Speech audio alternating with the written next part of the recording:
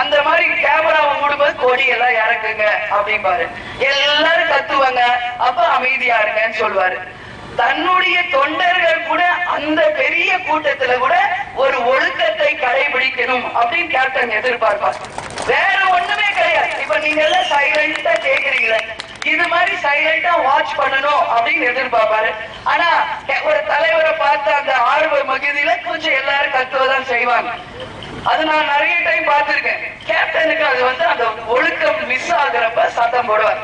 அமைதியா இருங்க, கொடி இறக்குங்க, நான் சொல்றேன் கேளுங்கன்னு சொல்லுவாரு. அதை கேட்காத போது இன்னும் கொஞ்சம் கூட சத்தம் போடும். இவ்வளவுதான்.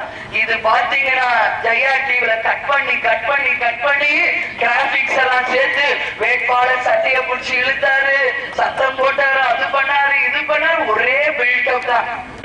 கேப்டனுக்கு மேக்கப் போட்டு சினிமாவில மட்டுமே நடிக்க தெரியும், மக்கள் முன்னாடி நடிக்க தெரியாத ஒரு தலைவராக இன்னைக்கு கேப்டன் இருக்கிறார். உங்களை மாதிரி மேக்கப் போட்டுக்கிட்டு சினிமாவிலையும் நடிச்சீங்க, இன்னைக்கு மக்கள் முன்னாடியும் நடிச்சுக்கிட்டு இருக்கீங்களே,